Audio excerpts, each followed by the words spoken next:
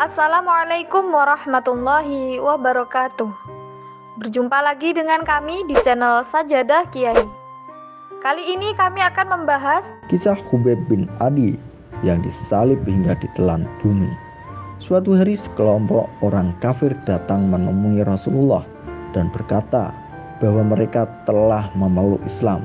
Kemudian Rasulullah mengirimkan 10 sahabat kepada mereka untuk mengajari Al-Quran.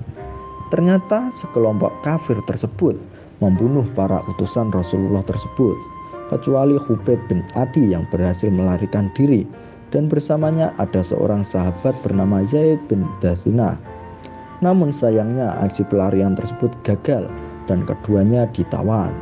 Orang yang menawannya tahu bahwa Khubayb merupakan orang yang membunuh Abu Aqobah Al-Haris di perang Badar. Khubayb akhirnya dijual kepada Ibnu Aqobah sebagai bentuk balas dendam terhadap sang ayah. Ia hendak dibunuh secara perlahan dengan cara disalib hidup-hidup. Pada saat yang sama di Madinah, Rasulullah bersabda, barang siapa yang bisa menurunkan Khubayb dari kayunya, maka dia mendapatkan surga. Hadis riwayat Ahmad, Bukhari, dan Abu Daud. Di antara orang yang hadir, Zubair bin Awam menjawab, "Aku, wahai Rasulullah." Kemudian seorang sahabat lainnya, yakni Miqdad, berkata, "Aku bersamanya, wahai Rasulullah." Kemudian Zubair dan Miqdad berangkat ke Mekah dan mendapati Khubayb di atas kayu salibnya. Sayangnya Khubayb saat itu telah meninggal dunia.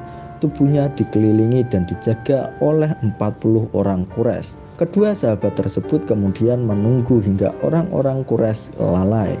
Setelah dirasa cukup lenggang, keduanya berusaha menurunkan jasad Khubayb. Ketika akhirnya orang Quraisy sadar, mereka mencari jasad Khubayb dengan mengikuti jejak kaki orang yang telah mengambil jasad tersebut. Mereka kemudian bertemu dengan Zubair dan Miqdad. Kedua sahabat tersebut merasa telah ketahuan sehingga meletakkan jasad Khubayb di atas tanah. Tak disangka, jasad Khubayb justru ditelan tanah dan menghilang. Peristiwa ini juga disebut sebagai Baliyaul Ard atau orang yang ditelan bumi. Setelah itu Zubair melepaskan sorban yang digunakan untuk menyembunyikan dirinya. Dia berkata, "Aku adalah Zubair bin Awam. Ibuku adalah Safi'ah binti Abu Muthalib. Temanku adalah Miqdad. Jika kalian ingin, aku bisa menyombongkan diri. Setiap keduanya menyombongkan diri. Aku juga bisa membunuh kalian, atau jika kalian ingin pergi, pergilah." Orang Quraisy tersebut berkata, "Kami hendak pergi." Kemudian pergilah mereka. Miqdad dan Zubair pun kembali ke Madinah dan menceritakan apa yang dialami mereka juga dengan jasad Khubayb. Kedatangan mereka ternyata disambut dengan kabar gembira bahwa keduanya akan mendapat surga. Begitu pula dengan Khubayb. Kejadian ini disebut-sebut sebagai sebab turunnya firman Allah dalam Al-Quran surat Al-Baqarah ayat 207. Adalah Khubayb yang menjual dirinya dengan surga. Allah berfirman, "Dan di antara manusia ada orang yang mengorbankan dirinya untuk mencari keridhaan Allah, dan Allah Maha Penyantun kepada hamba-hambanya." Quran surat Al-Baqarah ayat 207.